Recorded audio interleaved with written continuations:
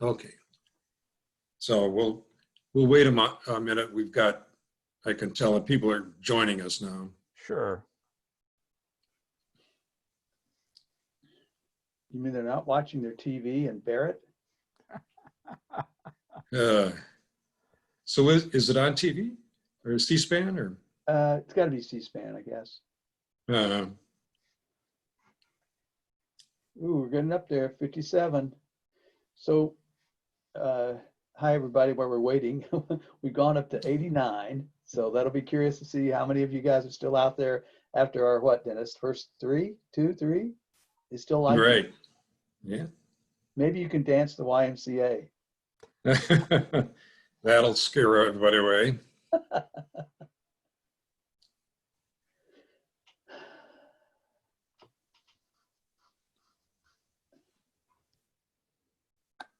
So we're Okay, we'll wait just another minute. People are still joining us. Who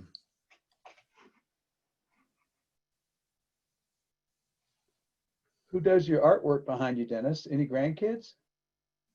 Actually, that's right. The artwork you see is granddaughter. That she did a portrait of me. Oh, the one in the oval?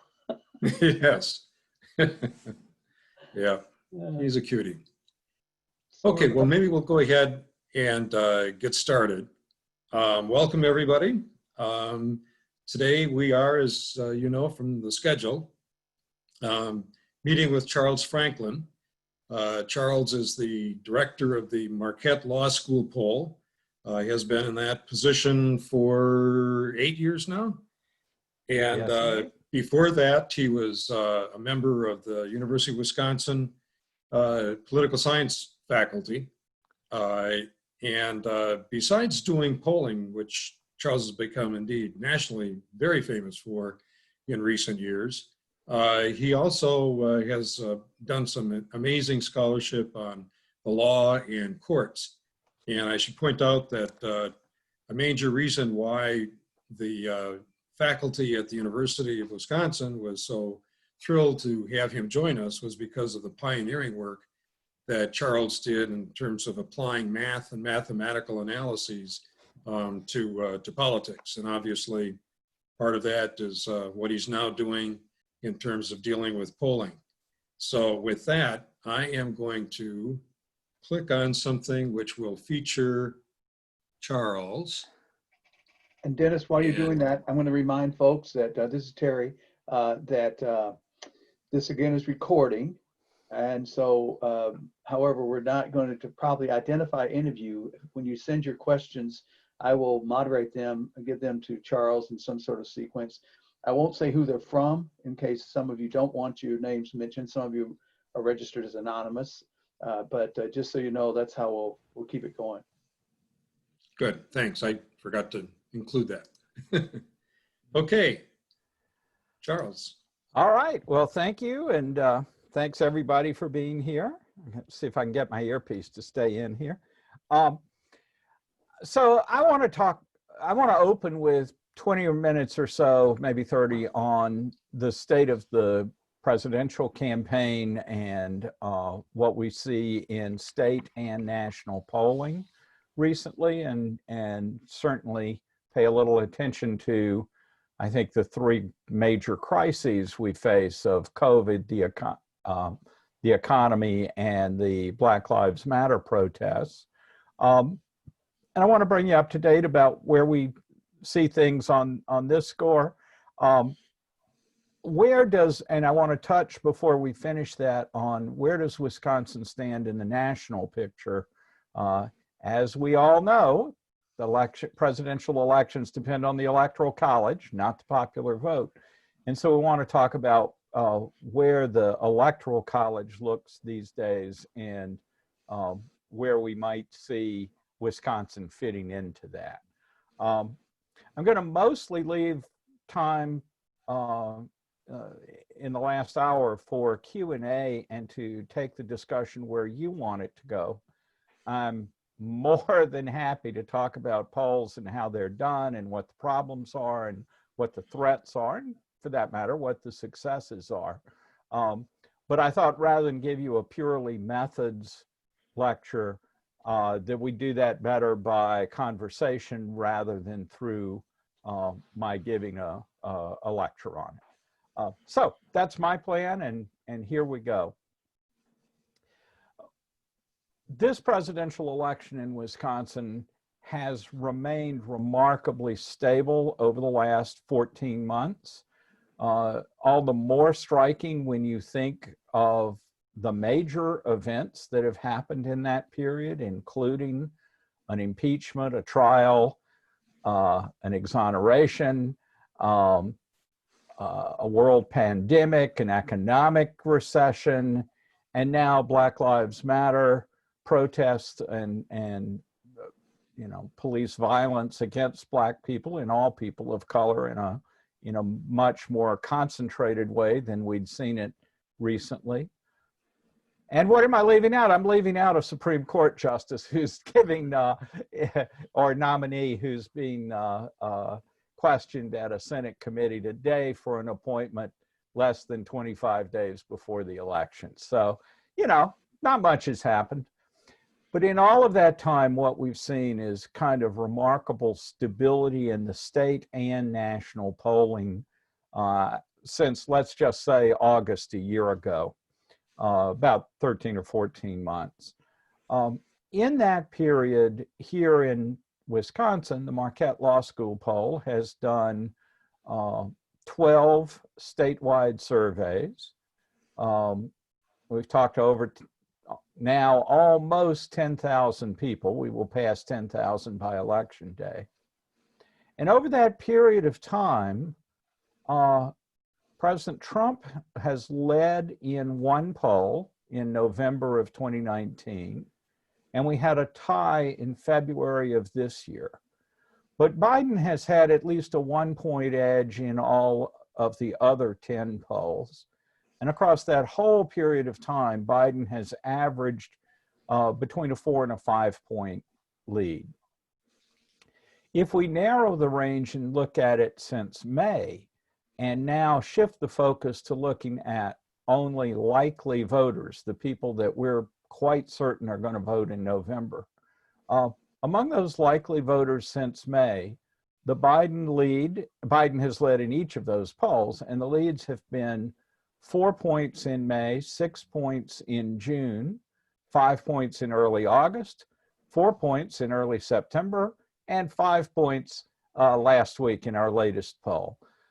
That's an average of 5, and if you said the race is 5 plus or minus 1, you would cover the entire range of polling.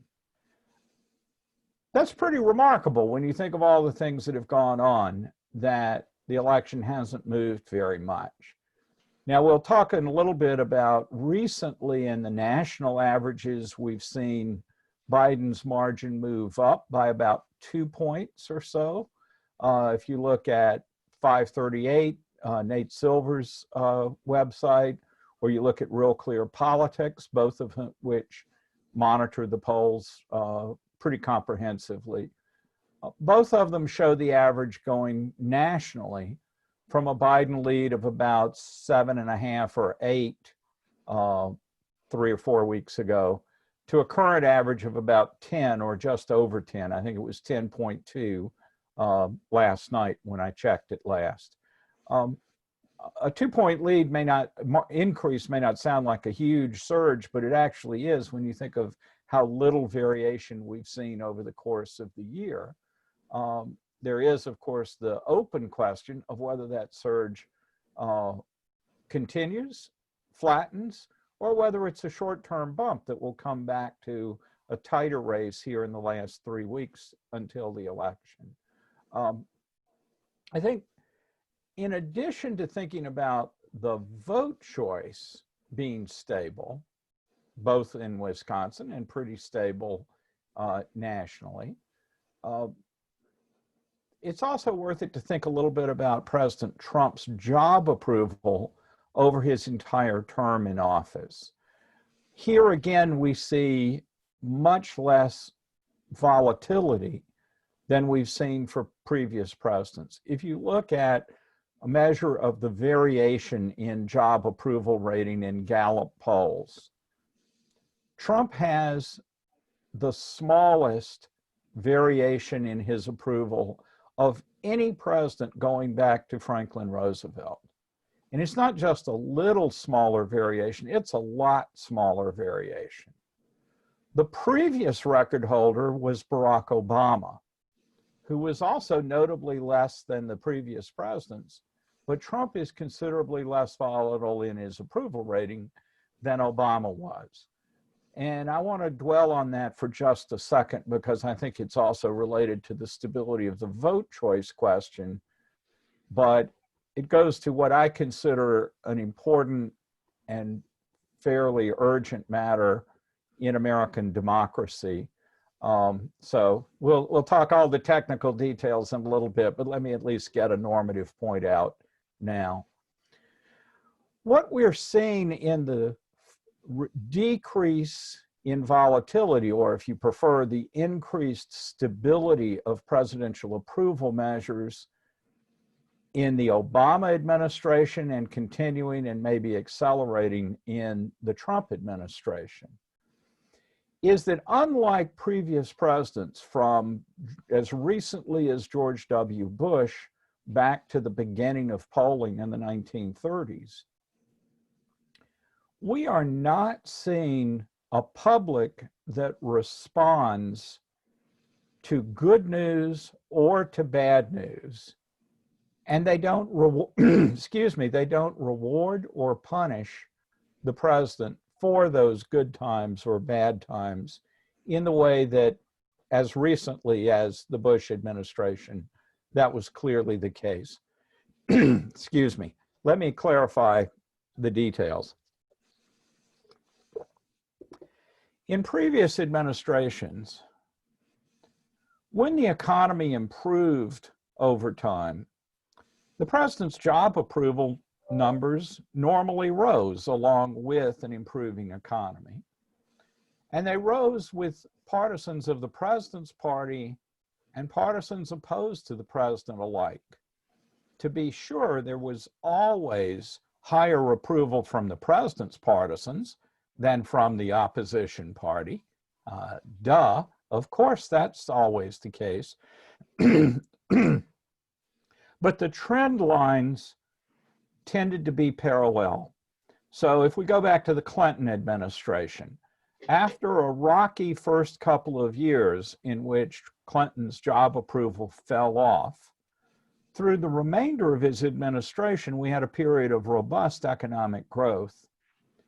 And over that period, his job approval rose with Democrats, but it also rose with Republicans.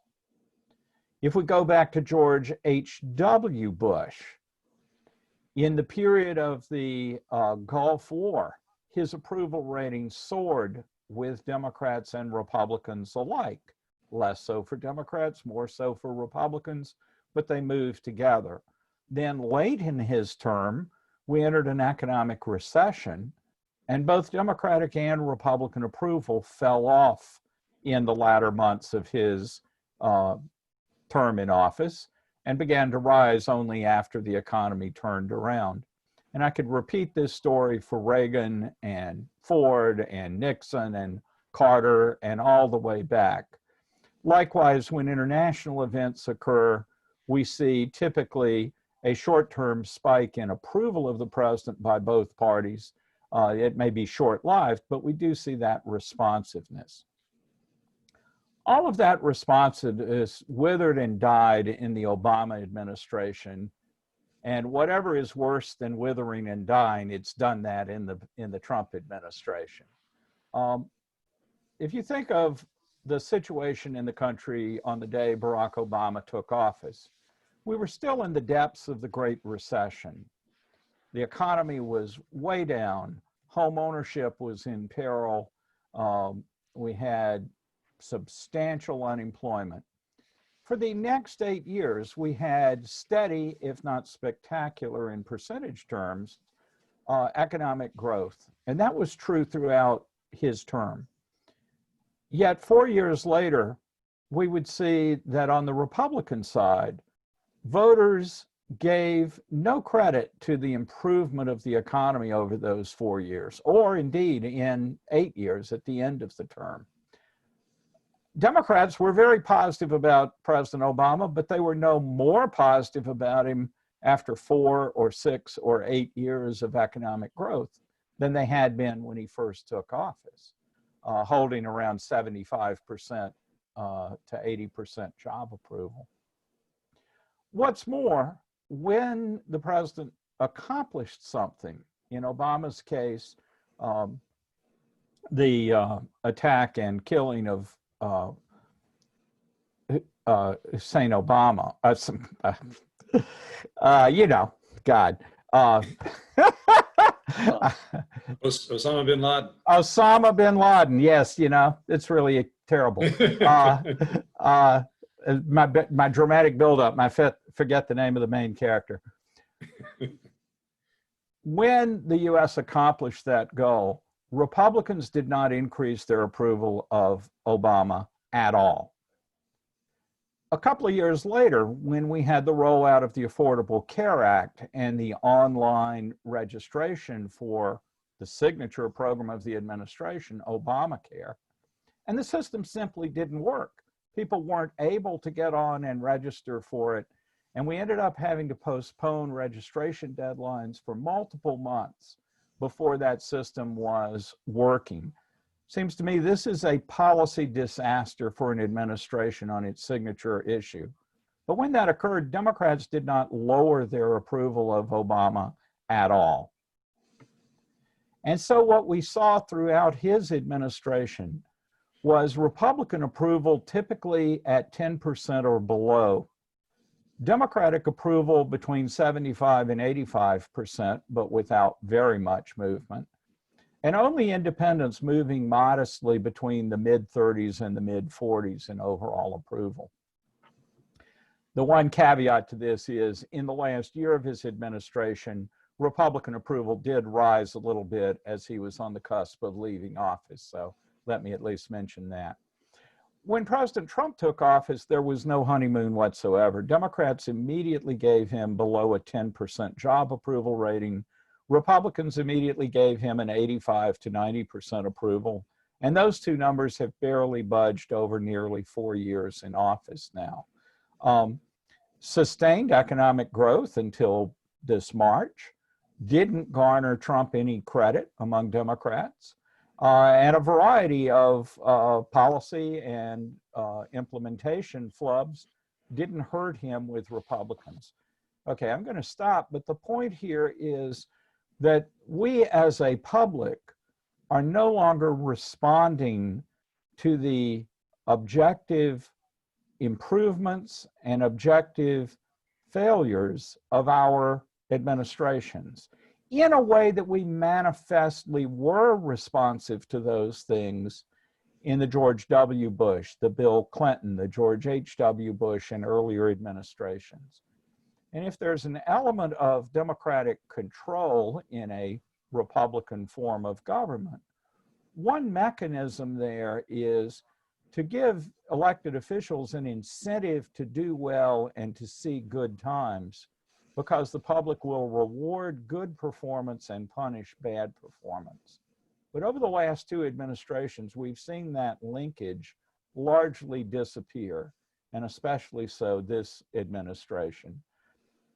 And I think what that means is that in becoming so partisan that we only see our side and their virtues and the other side and their vices, that we are simply no longer responsive to performance. And I think that is an extremely worrisome aspect of our current party polarization that goes beyond simply choosing sides, choosing teams, to one that is in fact a threat to whether a Republican form of government can provide incentives and rewards and punishments to elected officials so that they have an incentive to actually perform well rather than do performance art for their supporters and knowing that if they irritate the other side, that too is actually a plus for them. So I think this is a big problem. I don't know how we fix it. I do know that leadership in office that is now seemingly, and I mean this broadly, I'm not talking only about President Trump, leadership in office that's broadly satisfied with these deep divisions and the idea that you win because your side is slightly larger than the other side, and that gives you complete authority. I think those are really troubling and difficult problems for the Republic. Okay, so that's the end of my sermon. Let me move on to the nitty-gritty of who's going to win and how they're going to win. The important stuff, you know. So I already went over the sort of trend in the polling. A 5-point Biden lead here in the state. That's been quite stable. We'll talk later about what if the polls are all wrong, because I certainly want to get to that. But for the moment, let's postpone that discussion.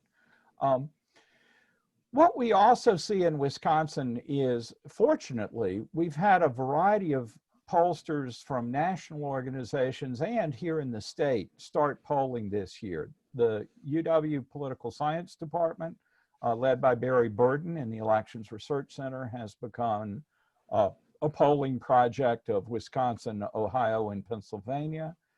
They had a recent poll a couple of weeks ago, 3 weeks ago, I think. And we also see national organizations like Fox News, CBS, New York Times, not CBS, sorry, New York Times and Siena College have done polling, including one just released yesterday. And others, including NBC and Marist and a variety of polls conducted in the state. The one thing that sort of stands out at the moment is there's a little bit of bifurcation in the results. The Marquette poll, as I just told you, is at 5 plus or minus 1.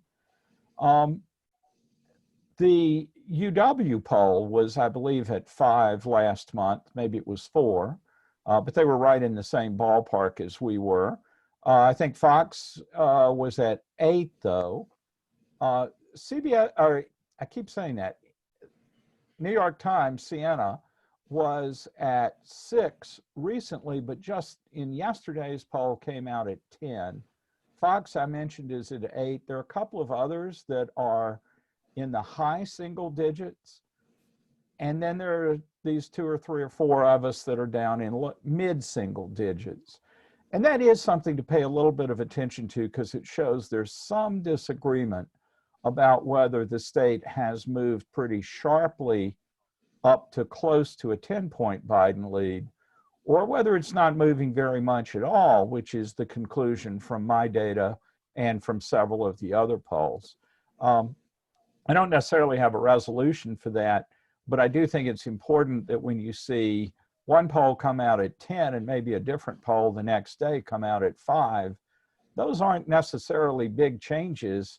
It could just be that you're looking at one of us that is at the lower end of that range consistently versus looking at a different pollster who's at the high end of that range consistently. So pay a little bit of attention to that. But as of now, the average lead in Wisconsin has worked its way up to a 9-point lead, a good deal bigger than where I have it. So let's just leave it at that for right now. I did want to mention these issues quickly before we move on to Q&A. The first is the president's overall job approval is at 44 approve, 52 disapprove. His all-time low is 41 approval. He's 42 after the first couple of months. So the 41 was when a lot of people were still saying they hadn't made up their mind at the very beginning of his term. This is towards the low end of his range. His all-time high has been 48% approval. So 44 is a bit low, but it still runs higher than the national average, which is more like 41 or 42 right now.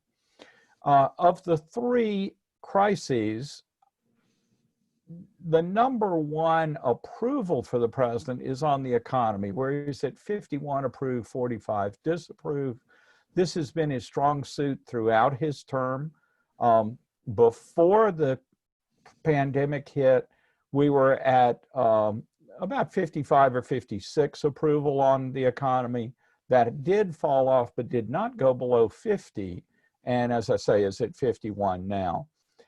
The second major area is, of course, the coronavirus pandemic. And currently, his approval is at 41.56 on that. His high came in late March after he announced a national emergency, gave an Oval Office speech, and the country started to take action in the early days of the pandemic. Then in our polling, he was at 51% approval. That fell to 44 in May and stayed there in June, fell to 40 in August, 41 in September, and is still 41 now. So there has been a long-term decline in views of how he's handled the epidemic, though it has flattened out in the last few months after declining in the spring and then declining again over the summer. Finally, we have the protest approval as protests spread throughout the country following George Floyd's killing.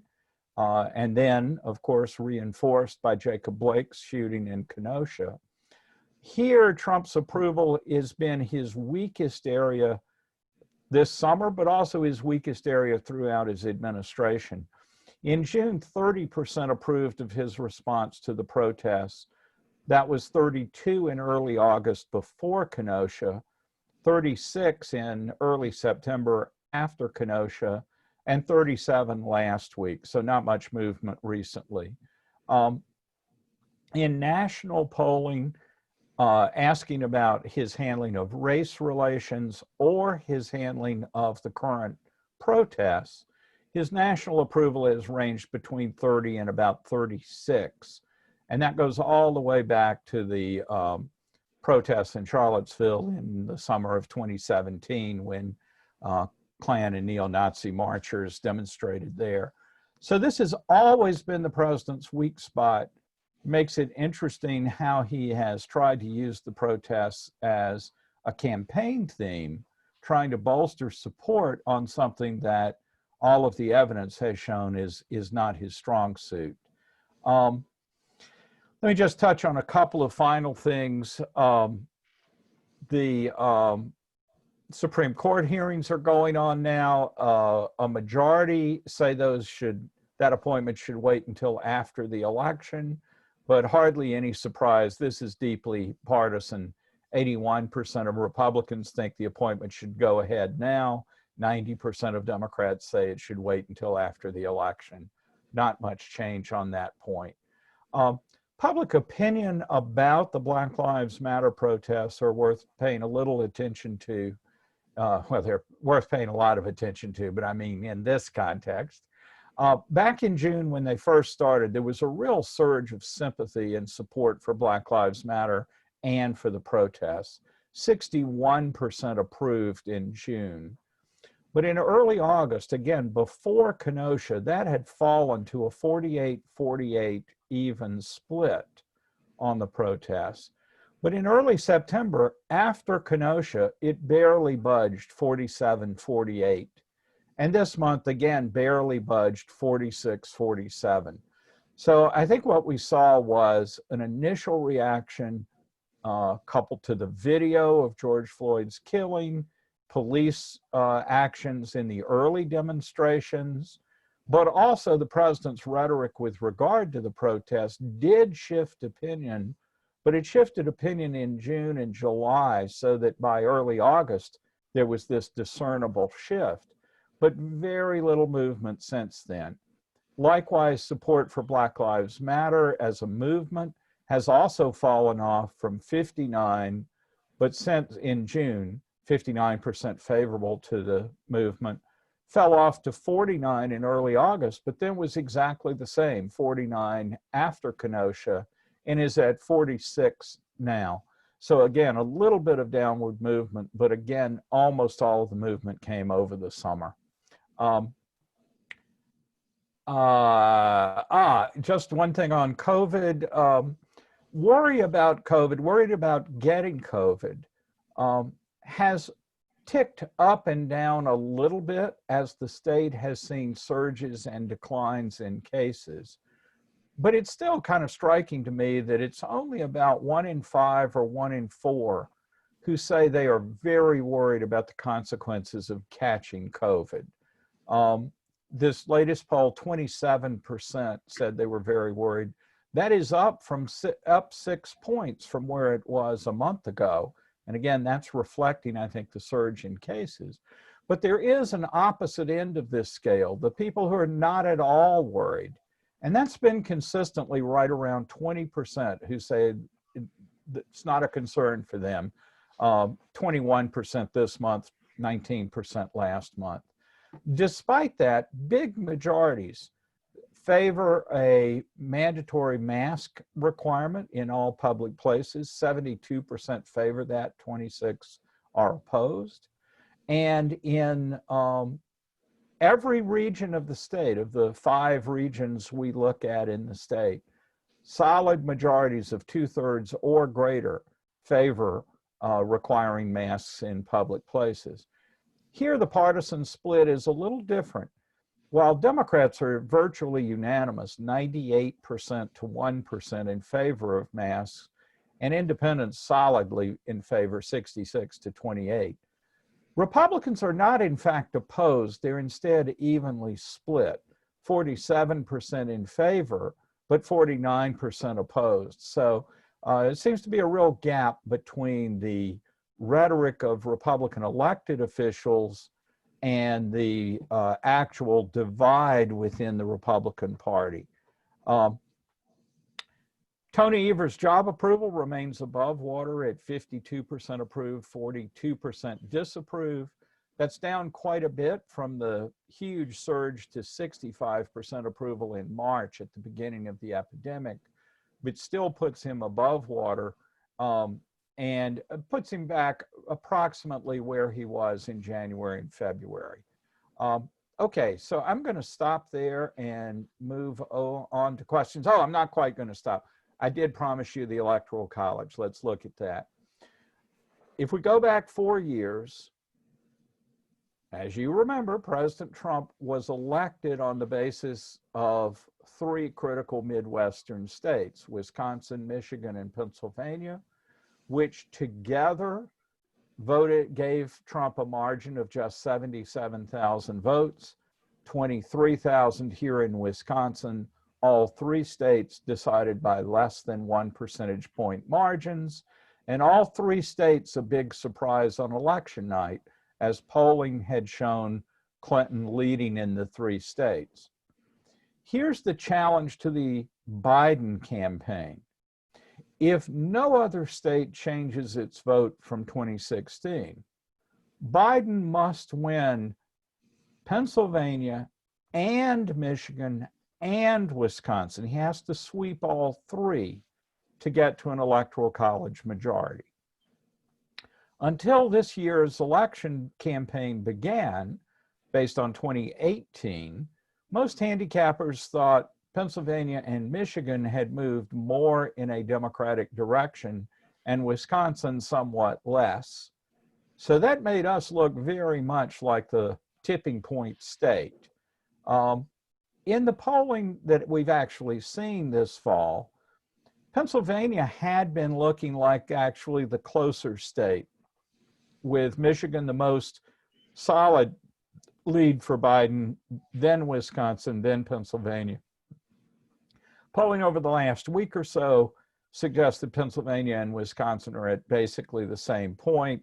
Biden's lead is averaging 9 as of this morning, in Pennsylvania by 8, and in Michigan by 9. So we're all pretty closely grouped right now, and I wouldn't make much of that 1 point difference. But there are other states that have moved, other states that now look very competitive or tilting towards Biden.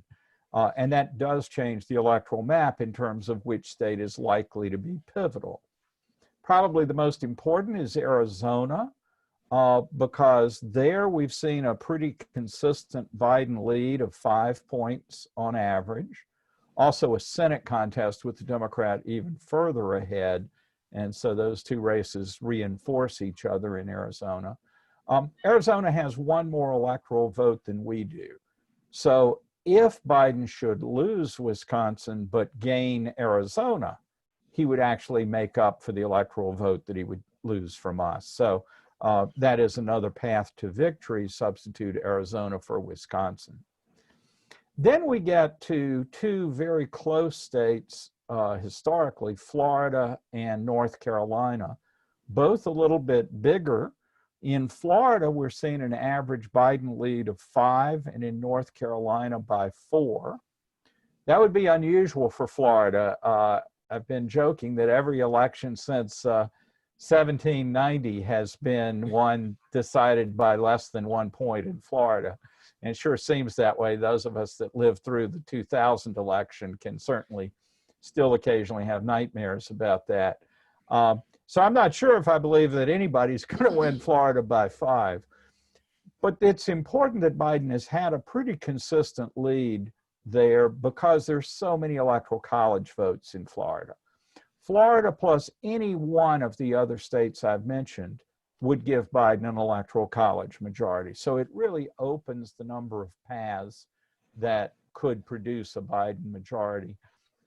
And finally, North Carolina with a current average of 4 is pretty close, but went very slightly for Trump by, I think, 1.5 points or so, maybe 2 last time. Could come to Biden this time. Then there's some real surprises. Iowa, where Biden currently has a small lead, and that was certainly unexpected. And Ohio, which Trump won by 9 points last time, Biden is averaging a 2-point lead there. You see that if we are seeing battlegrounds in Ohio and Iowa, oh, and I should mention Georgia, Biden by 1, but Texas, Trump by 2. Democrats lost after winning Texas, but it still seems like a bit of a stretch. The bottom line is a lot of paths to a Biden victory. So what's the path to a Trump victory? The path for Trump is don't lose those states you won last time, but maybe lose 2 of the 3 Midwestern states. And then is there any other state? That would be enough to do it if nothing else changed. But could you pad that by picking up something? The Trump campaign has consistently talked about Nevada and Minnesota and New Hampshire. And for a while, the polling looked kind of close in Minnesota, and we didn't have a lot of polling in Nevada or New Hampshire. Recently, we've picked up polling in all 3 of those states, and it looks like pretty solid Biden leads, really very solid. New Hampshire, the average is 11, Minnesota 10, and Nevada 7. So if that's true, then the path to gaining states that the Trump campaign had publicly talked a lot about is largely foreclosed to them. And then there's this small problem of the polls were wrong last time in a number of states, especially here with my poll being wrong. We had Clinton ahead by 6 and Trump won by just less than 1 point. But the same was true of all the polling in Michigan and Pennsylvania as well. If you go to the Upshot webpage at the New York Times, Nate Cohn there does a really good job of tabulating the polls and where they stand. And he includes a column that says, if the polls were as wrong this time as they were in 2016, where would put the race in these states? And so that's a good way of adjusting to see, okay, it was a bad night for polling 4 years ago. If it was just as bad, and it was pretty bad, where would we stand? And the answer is that we'd still stand with Biden leads in all 3 of the Midwest states, plus Biden pickups in a couple of states like Arizona and maybe even Florida. And so I'm going to leave it there, but that's the sort of lay of the land. And thank you. I went a little long. Oh, that's good, Charles. Thank you so much. We've got about, just so you know, about 20 questions in the queue. and we got about 45 minutes. So you can just, as the debate chairman here, I'll shut your mic off now. Take it away. Yeah. You can't do that to me. What happened with your polling? That's the first question. What Sure. happened? Sure. What I believe, and I will preface this, that, it's self-serving, but I'm fairly convinced that our problem was a large number of undecided voters right up to the end. And in the last week, they really looked to have swung heavily to Trump, post my poll, post everyone else's poll. There were 34 polls done in the state in the fall, not all by me. Not one of us had the race right. We all had Clinton ahead. And that was across a wide range of polling methodologies, including live telephone polls of the kind I do, but where shy Trump voters is certainly something that's talked about as a possible issue. But it also included automated polls where the respondent doesn't have to tell a human anything. They have to press 1 for Clinton, 2 for Trump. And they also include online internet polls of various kinds, which also don't require you to tell a human what you're doing. And yet across all 3 of those prominent methodologies, none of the results showed Clinton losing. And in fact, none of them showed a trend in Trump's direction. But what we did see throughout 2016 was an unusually high percentage of people who were undecided. In our polling at this time 4 years ago, we consistently had 18% who said they would not vote for either Clinton or Trump. Now, a lot of those were picking the Libertarian candidate or the Green candidate. And in fact, their votes were substantial, but well below what our polling was showing. They fell off until the end. My final poll had the Libertarian at 4 and the Green at 2, and the actual vote was 3.5 for the Libertarian and 1 for the Green. So as far as that goes, we captured that movement among third-party candidates. But what the exit poll showed is that people who decided in the last week of the campaign voted 2/3 for Trump, 1/3 for Clinton. That's a much more asymmetric split than what we normally see. The other thing that was true then and less true this year is that 22% in my poll, 21% in the exit, showed people with an unfavorable view of both Clinton and Trump. And of those folks in the exit poll, 60% voted for Trump, just 20% for Clinton, and 20% voted third party. So I think this evidence on late deciders and on conflicted voters is the story of why we were so wrong and why that big pool of undecided, in retrospect, is something that we should have probably paid, no doubt should have paid more attention to by pushing people more to say who they would vote for. We're doing that now. That's one of the changes we made, is that anyone who says undecided, don't know, might not vote, we push them gently but firmly. Well, if you had to choose today, who would you vote for?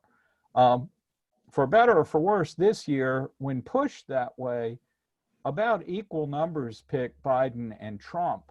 But a lot of people, a solid majority, still say, no, I'm not going to choose either one. I'm undecided. I don't know what I'll do. So it's not helping very much in picking up a big surge to one candidate or another among those who say they're undecided. But it does allow us to winnow that group a little bit. What is the influence of polls on voters? When you do this, are you having some sort of effect on how people will vote? Right. Well, there are a couple of ways to think about this, but I think the best way to look at it is the bottom line. if we look at states that show candidate A leading, doesn't matter by how much, but leading by a number of points, let's say 5 to 10 points, what we see is that the actual outcome of the race, on average, is very close to what the polling average lead was. Now, what does that mean? Both sides tell this story, that if the polls say I'm too far ahead, that'll discourage my folks from going to the polls, and therefore I'll lose by even worse than the polls said. But the other candidate says, polls showing me far ahead will discourage my people because they'll take it for granted, and as a result, I'll do worse than what the polls show. Neither of those two phenomena seem to happen. Looking at every Senate, governor, and presidential race since 1998, on average, the polls are close to what that actual outcome is, and they're not systematically too high or systematically too low in exactly those circumstances that campaigns worry about, for one reason or the opposite reason, discouraging their voters from getting out. So this is not to say they can't have an effect. Certainly in the aftermath of 2016, plenty of people argued that it was the pollsters' fault for showing a big Clinton lead, and therefore Clinton supporters took it for granted and didn't vote for her, or if they were a little disgruntled, voted for the Green Party or whatever. Well, maybe that happened, but I think that's been the case in earlier big election wins. Bill Clinton had solid leads in 1996, for example, and held them. President Reagan had a big lead in 1984, and it didn't hurt his victory. So I think that the polls can have effects, and I think maybe in the modern era when public analysis by pundits, news organizations, and so on focus on this, and if you want to point the finger at me, everything I just said to you about Biden's consistent lead across all the states, maybe that will mean you all stay home on election day if you like Biden, or rush out if you like Trump. But you know, that's basically saying the information is bad rather than that the public would be responding to it in ways that are unfortunate. But I come back to my main point. When we systematically look for evidence that polls have a big effect, we don't see that it affects the margin on average, and it doesn't appear to affect the turnout on average. So close races get bigger turnout, blowout races get lower turnout, but that happens pretty much regardless of what the polls are showing in those races. Several questions I'm going to roll into these about your polling. For example, do you do them by phone? What happens? Who answers their phones? How do you get participation? What's the demographic in that kind of polling? Yeah. Okay. How long does one last, an interview last? Who's doing Sure. them? That kind of thing. Absolutely. So that's a great question, and let me talk you through it a little bit. So our poll is by live interviewer, so a human calls, it's not automated. We do 65 to 70% of the calls by cell phone and about 35% by landline. Those numbers are picked to track with federal government information about the prevalence of cell phone only households. And at this point, it almost doesn't matter about cells because 93 or 4% of the public has a cell phone. They may, like I do, still have a landline, and I don't know why we keep paying for it, but we do. It seems like it's more trouble to get it disconnected than to keep it. And if any of you have tried calling AT&T customer service, you know exactly what I'm talking about. Hopefully not a sponsor of this program. And so we do that. That's our methodology. Also, we are called the Marquette Law School poll, but that doesn't mean that we are having budding young lawyers sitting making calls. We do a contract with a professional phone center whose business is doing polling every day and whose employees do this as their day job. You know, I know it sounds like calling up strangers and talking to them for 15 minutes about politics sounds really easy, but it's not quite as easy as it sounds. And so you really want interviewers who do this day in and day out, who are well trained and well supervised in professional places with both automated and human oversight. And that's what we do. And so there are no students involved in the process at all. There are different approaches, but we don't use them, like automated calls or internet surveys. We do one internet survey that we do about the US Supreme Court, which is a survey of the national population. And we just did our most recent one of those in September, literally finished it 3 days before Justice Ginsburg died. So that's the basic way we do it. Follow up with that. I got caught up on how we do it. What were the other parts of this question? Well, it's what demographic do you sure. hit? So this goes to the broader question of sampling, and the way telephone polling works is one of two primary methodologies. We use the one called random digit dialing.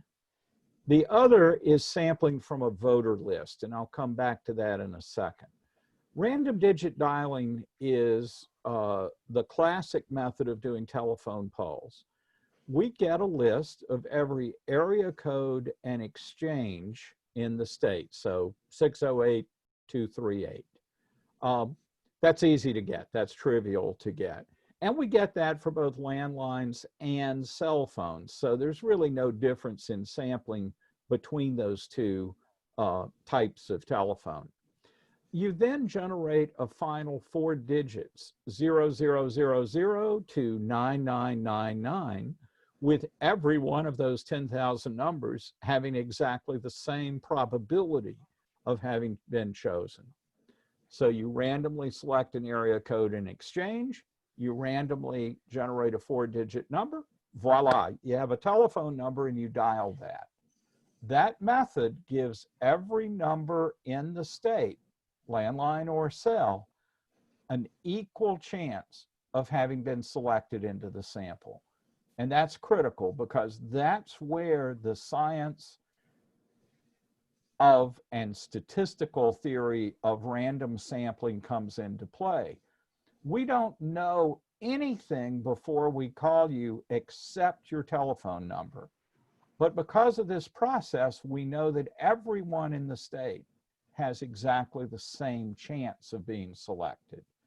At that point, I don't need to know your party or gender or anything else about you in order to generate a representative sample of the state.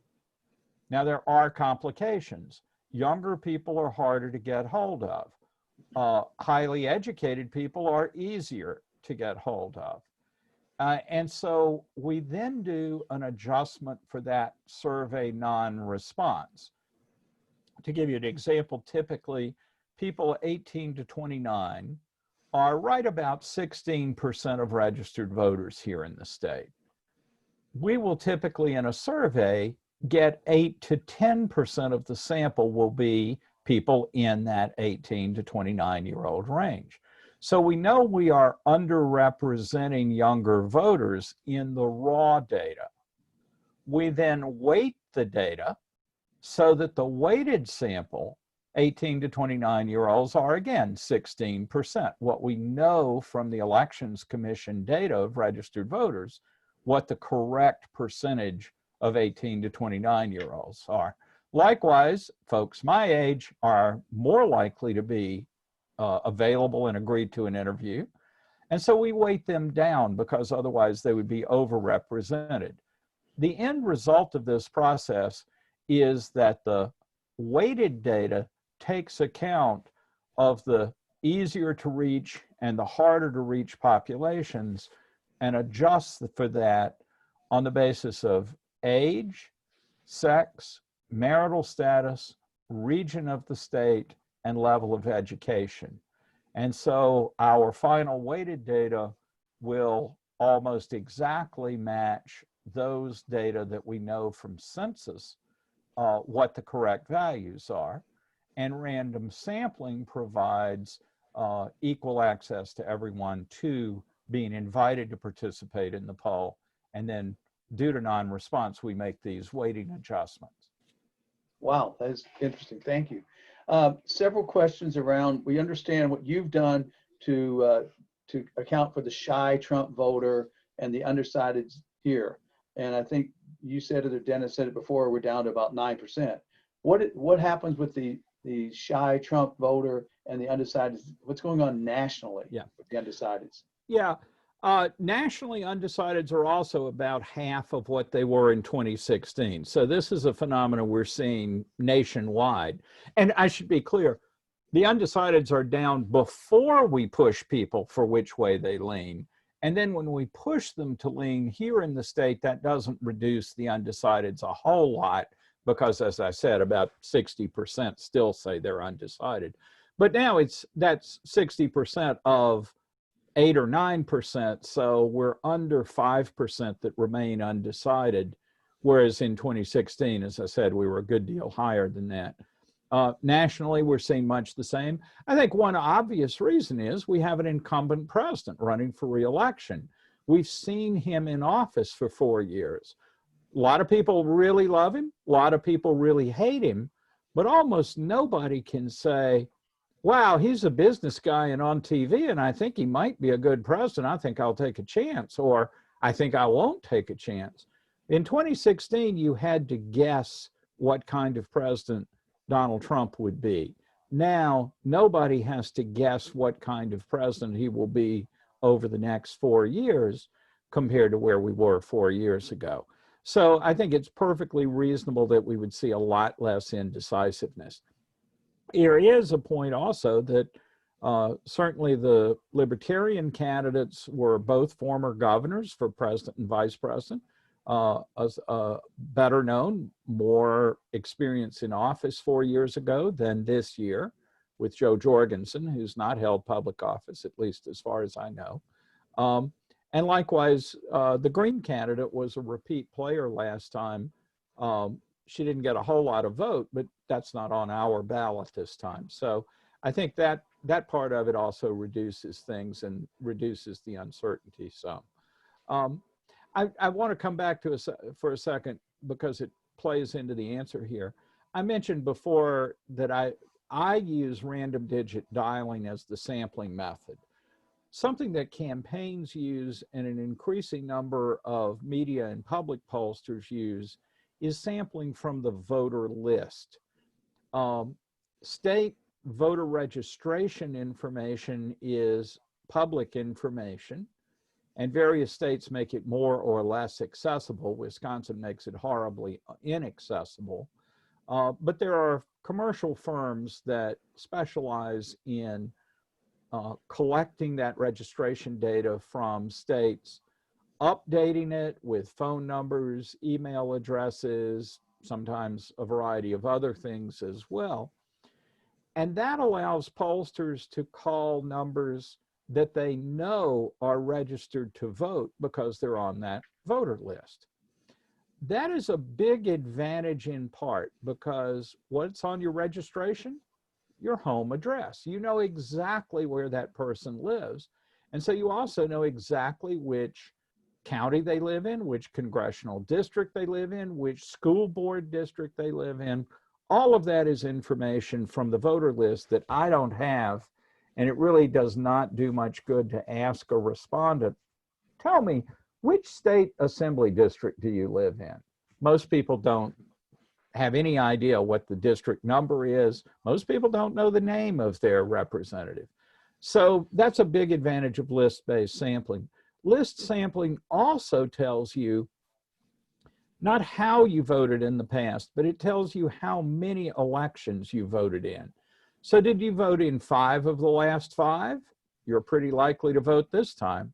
4 of the last 5, 3 of the last 5, only 1 of the last 5? Not a likely voter. So you get a lot of information from that. And so and in states unlike us that have registration by party, you also get to know whether this person is registered Democrat, Republican, or nonpartisan or independent. That's a tremendous amount of value. What do you not have from doing that? You don't have new voters. You don't have people that haven't registered before, but are registering or will register by election day. And that's the big advantage of what I do. We ask people if they're registered, and we also ask them if they're not, if they are sure they will register by election day. So we can look at new voters in a way that the listed samples can't do. But earlier, the question about shy Trump voters comes in. Because you have a listed sample, and this is what the New York Times does, you can actually look to see whether this person that didn't do an interview is a Democrat or a Republican in a state with registration that way. And so you can actually find out if there's a shy Trump voter that won't do interviews, because that would show up in fewer Republicans agreeing to do interviews in a state rather than Democrats. Nate Cohn, again, in the Times Upshot section, now about a month and a half ago, wrote a wonderful column taking this apart and showing how pollsters, and he in particular, are looking at this question of, are we missing people? If we are, who are they? How do we know if there are folks out there that are systematically not responding? And that was a reassuring column. We're not seeing big differences. Here in Wisconsin, in my data, we're seeing very similar rates of partisan engagement, certainty of voting, and enthusiasm between the parties. And so again, we're not seeing an imbalance there that might make you worry a lot about, again, a hidden vote. That's not to say it couldn't happen, but I want you to appreciate that it's not because we're not paying attention to it, not looking for it, not staying up late at night. I don't know about you, but I didn't fall asleep until 2:30 this morning. And I'm sure it had nothing to do with the election. Well, there's still a few more on the polling piece of it. Several people said, I don't pick up unrecognized phones. I don't. I would love to participate, but it looks like spam.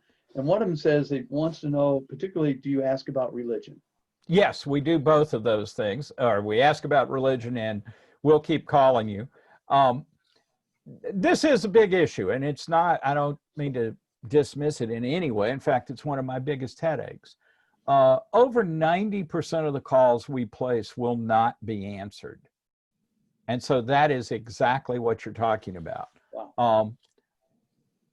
The number that comes up is the number of our call center, and it doesn't say Marquette poll or anything like that.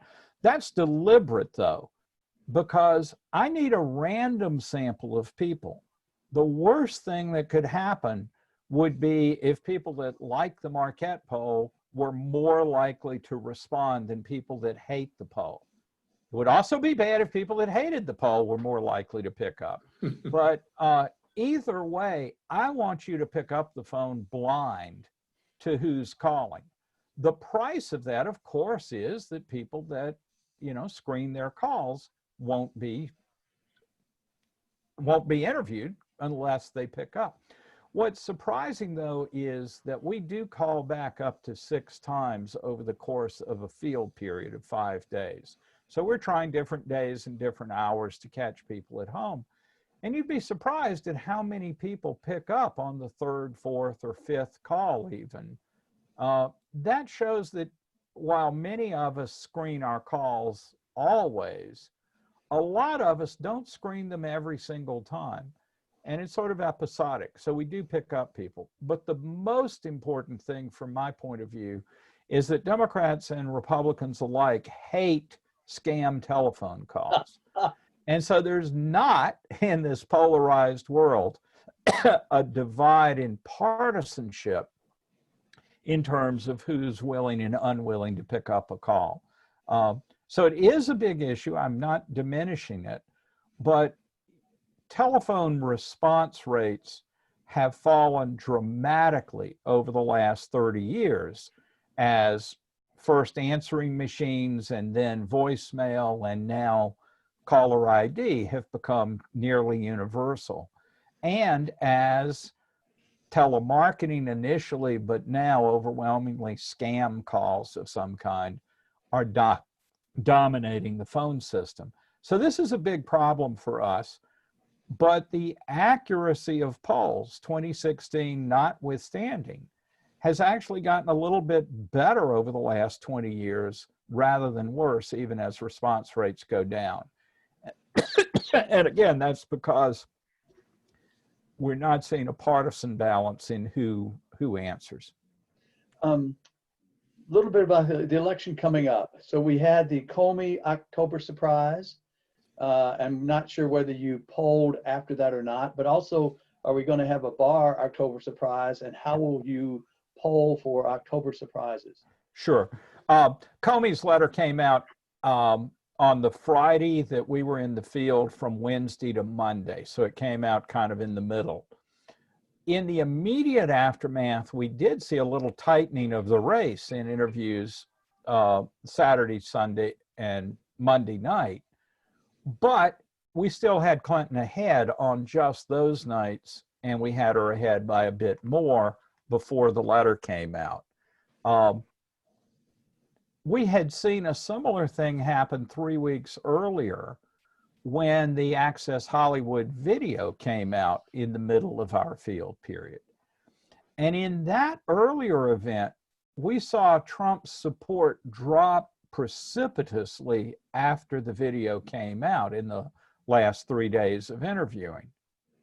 But 2 weeks later, 3 weeks later, it had rebounded, and it was as if Access Hollywood had never happened. That was a fleeting October surprise that, as dramatic as it was, as vulgar as it was, and despite the fact that it energized his opponents, what it did was basically energize his opponents. It didn't convert people. In the short term, some of his supporters moved away from him, but it didn't last, and it came right back. With the Comey letter, I think our immediate evidence was that it was damaging to Clinton, but not so damaging as to overturn her lead. And given that Trump bounced back, I expected Clinton to bounce back from it in the final days as well. That didn't happen. I think the uncertainty, and political scientists and pollsters have not definitively answered this question. How much did the Comey letter itself shift preferences in the last week, as opposed to that large percentage of undecided folks? And I do believe this in the Wisconsin data stands up, and I think it does elsewhere, but it certainly does in our data. Of those undecided folks, and a lot of them, a substantial number were Republicans or people who leaned Republican, but who had real reservations about Trump. If you'll remember, he lost the Republican primary here. Republican elected officials in the state had initially opposed him in the primary, and only later and somewhat reluctantly supported him in the fall.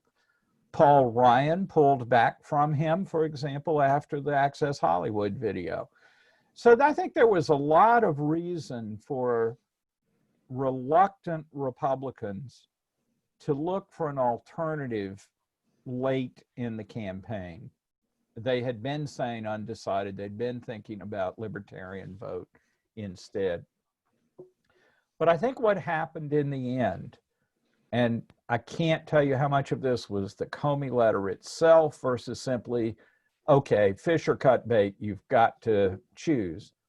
I think that ambivalence ran up against a deeply ingrained antipathy to Hillary Clinton among Republican and Republican-leaning voters, such that it was easier for them to vote for a candidate of their party that they had real reservations about than it was to cross over and vote for this embodiment of the Democratic Party in the Clinton name that they had disliked for over 20 years. So Gary? if there is you've said that there's not much change in the Trump coalition, 2016. Well, if Biden is showing all of these great rises, is it because it sounds like there's no defections from Trump, really? It just sounds like more people are going to vote for Biden. There are some shifts, and I haven't given that enough attention, so let me mention that. The great divides are race and class these days, and we're seeing African American support for Biden running close to where it typically is for Democrats. Trump is getting under 10% of the black vote, Biden over 80%. The one caveat is that there's a bigger than average percentage of African Americans who say they're undecided. That in itself is not unusual. I would expect most of that vote to go to Biden in the end. But what we're not seeing is any surge in support of black voters for President Trump. The Hispanic vote is more divided, but still is running close to 60% Biden, 30-ish percent, sometimes in the high 20s, sometimes in the mid 30s for Trump. That too is in line with previous races, elections, I should say. So those two groups are voting similar to what we would expect and similar to their past votes. When we look at the white voters, there it's become really useful to divide them by gender and by education. So white men without a college degree are overwhelmingly for Trump, and white women with a college degree are overwhelmingly for Biden. The men without a degree are giving about a 60% to 32% margin to Trump, but the college white women are giving a 62 to 30 margin for Biden. Now, there's a lot more non-college men than there are college women, so that in and of itself doesn't give Biden an advantage. But that split is enormous. It's something that's grown over the last 3 elections, presidential elections, but it's especially vivid these days. What is different is that white women without a college degree voted for Trump by something on the order of a 10-point margin, not nearly as big as their male counterparts, but a substantial margin. This year, they're voting for Biden by somewhere between 5 and 10%. Wow. They're not like their college female counterparts. They're not nearly as lopsided as they are, but they've moved from a fairly solid Trump margin to a modest but consistent Biden margin. And then the white college men are also an interesting group because in some ways these are your prototypical Republican professional, right? The old country club Republican was populated out of this group. They also voted a little bit for Trump last time, but are pretty similar to the white non-college women in giving Biden a modest but consistent lead this time. So if you think about it in those demographic terms, stability on the people of color's vote with solid majorities of different sizes, this deep divide between the white non-college men and the white college women, that's just enormous and seems to keep growing. And then the two groups in the middle, the non-college women and the college men, are really interesting. If you look at the difference between 2016 and 2018, or between 2014 and 2018, how did we go from Walker winning by almost 6% in 14 to losing by 1%? A lot of that shift were these two middle groups, the non-college women that went for Evers and had gone for Walker in the past, and the college men, white college men, who were pretty close to a toss-up instead of going pretty solidly for Walker 4 years earlier. And the same pattern, but even stronger holds for Tammy Baldwin's win.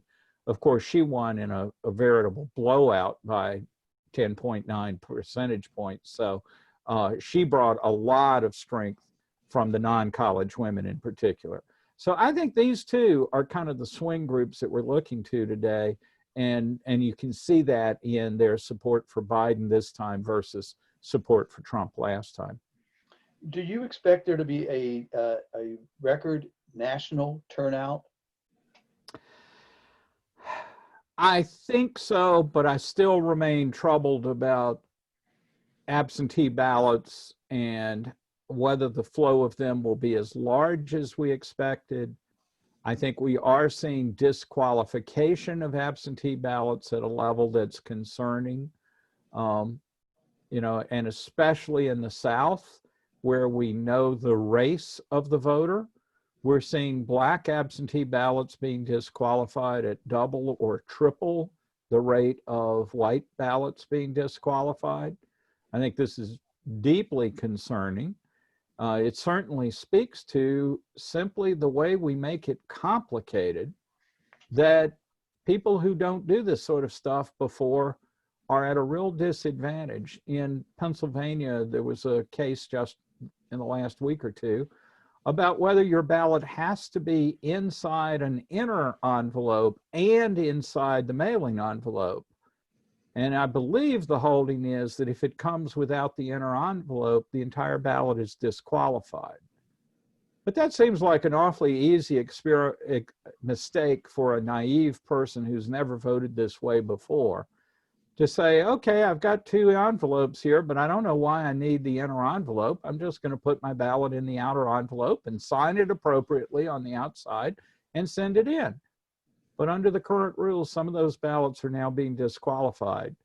And, there's good reason why there's a requirement for an inner envelope, but it's the kind of error that you would not wish to disqualify someone's franchise. But strict applications of the rules, and those rules vary tremendously from place to place, I think are complicating things. Finally, we're having a huge surge in coronavirus cases here in the state. I don't know if that'll still be going on election day, and I don't know if it'll discourage voters, and I don't know. I think the bigger fear would be we end up with consolidated polling places like we did in April that makes it much harder to vote. I think the planning has been better for that, and I don't expect that to happen here, but it is still a concern about overall turnout. So everybody knows that you will be someone speaking from some channel somewhere on election night. And we know probably that we won't know who won on election night, I assume. How will you temper your remarks on TV about what's coming in? Sure. What have you given thought to that about how you'll handle yourself? Absolutely. So the first thing is there's no reason to jump the gun. There's never a reason to jump the gun, because doing that is an invitation to be wrong. And when it comes to talking about the race while it's ongoing, you don't want to do that. Now, that doesn't mean we haven't had mistakes. Doesn't mean I haven't had mistakes. But I think that's the first thing. I think what happens on election night is possibly not as dire as you might think it will be, but under the wrong set of circumstances, it could be just as dire as you think it will be. Let me tell you why. Here in Wisconsin, we count the ballots at the polling place. The absentee ballots are counted at the wards where they belong. In most places, Milwaukee is a prominent exception where they count them in a central facility. But most places in the state do it at the precincts or the wards. That means that there will be a big flood of those absentee ballots that have to be counted at the wards. but they're dispersed across over 3,000 polling places. And so that means that they won't hit a massive backlog at a handful of counting places. And so I think it could take us late into the evening. But on those grounds, I pretty much expect us to have a nearly complete count by dawn on Wednesday, maybe sooner than that. Milwaukee does count them in a central facility. And in the governor's race 2 years ago, in 2018, that was an issue because they count them last there. And so there was a big number of uncounted absentees late in the evening that when they were counted put Tony Evers over. But those are things that we tend to know about if we're doing election night pontificating. There's always the chance that something's going on that you don't know. And again, that's a worry. The biggest thing for people at home to do is to pay some attention to not what percent of precincts are reporting. We're all used to thinking that if 100% of the precincts are in, that means 100% of the votes have been counted. But with absentees, that has never been the case. But now with so many absentees, there can be a significant discrepancy between precincts that are in and expected vote that's in. I'll give you a quick example. Texas has a huge absentee vote. And so they have experience with it, so that's good. But they can count it ahead of time. So early in the evening, you'll see one precinct reporting in Texas, but it's reporting the entire statewide absentee vote. So it'll be one precinct reporting, but maybe 40% of the expected vote has been counted. That can be incredibly confusing, but it means that we really are looking at a huge number of absentees that are counted early in the evening there. And then the rest of the night will be the election day count trickling in. Other places don't count the absentee until late in the night, and so it'll be exactly the opposite. But those are things to watch out for. So how, based on what you just said about your absentee stuff, how does that affect your polling? Sure. So the the polling's actually pretty easy. We simply ask, how sure are you that you're going to vote? How certain are you to vote on election day? Or have you already voted? So it's just part of that question. Then if you tell us you've already voted, instead of saying, if the election were held today, would you vote for Biden or for Trump? We say, you said you voted early. Did you vote for Biden or did you vote for Trump or Jorgensen? And so it changes the survey very little, but it's very easy to catch the people who have voted early. And I'm happy to say that in our first survey since absentee voting began, we were very close to the percentage that had voted early as the Elections Commission was to the percent that had returned their ballots. So that's another way of validating the survey, by the way, is looking for things that we know the right answer in the real world and can compare the survey. And in this case, we were quite close. So a couple of questions about Milwaukee, the black vote, the turnout this time compared to then, and whether or not they offset the WOW counties. Sure. Well, not the black vote alone does not offset the WOW counties. Milwaukee as a whole plus Madison versus the WOW counties is sort of the balance and the tipping point. Look, the evidence says that the black vote in Milwaukee declined by maybe 40,000 ballots. But Clinton got 250,000 fewer votes than Barack Obama. So let's not lay this on the black community in Milwaukee as if they were the only reason that Clinton lost in 2016. I think African-American turnout is a very important part of the Democratic base. And I think the Democratic Party and the Biden campaign are certainly richly aware of this fact from 2016. And I don't have any inside information, but I'm assuming they're working very hard to address that issue. I think there's also the issue that you see President Trump making certain appeals to the black community. Whether those are effective or not remains to be seen. And so I don't take for granted what might happen. In our best evidence, Black turnout did decline in 2016 compared to 2012. Some of that could well be because Barack Obama was not the candidate in 16. But in 2018, Black turnout in Wisconsin matched where it had been in the previous midterm of 2014. So I think based on that evidence, we are seeing African American turnout at levels that we would have expected before. And the drop off in 2016 does not seem to have continued into lower voting rates in 2018. So on that basis, I would say I expect the African American turnout to be back to more normal levels in 2020. But I don't think the campaigns are taking that for granted. Well, this is, I think, will be our last question because we're coming up to the 11:30, and Dennis will probably want to do a little benediction. But Hillary took a lot of grief for not coming to Wisconsin campaigning, and in the last few weeks and coming up, you can't turn around in Wisconsin without running into a Trump. Eric is in what, Milton today? What effect do you think this type of saturation campaigning by the candidate has on the election? Yeah. Well, I think, look, all the evidence says that television ads move the vote only at the margins, 1% here or there, but not 10 points.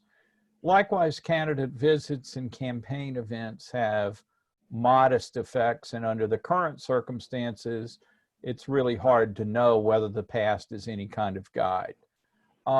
I think if I come back to sort of where we started this discussion about how polarized the electorate are, how fixated either for or against Trump we are, I'm not convinced that we will see the campaign itself move these numbers very much.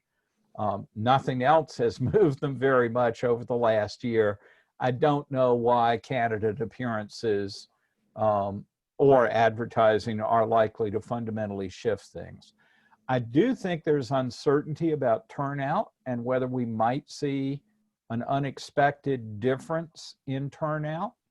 That is, I think, an issue for pollsters as well as for the campaigns.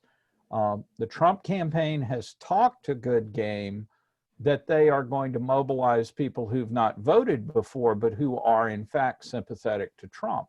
They may manage that, and if so, that'll be an advantage to them, but it's almost everybody says it's hard to do. People that don't usually vote are hard to convert into high probability voters. So that's an issue. And as I say, in our surveys, we're seeing real close equality between Dems and Reps in commitment to voting. And so I think that we're probably okay on turnout in terms of our estimates of it and the partisan balance. But clearly between now and Election Day, both sides will be doing everything they possibly can to mobilize their supporters. Well, Dennis, I'm going to turn it over to you for a benediction. Okay.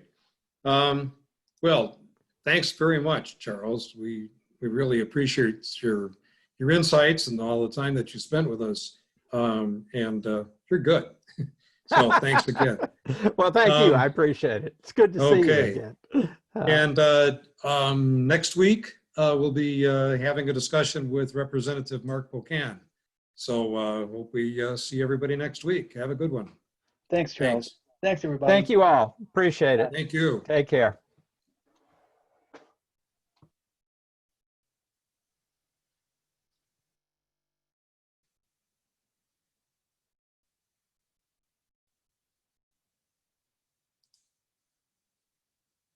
Okay, thank you, guys.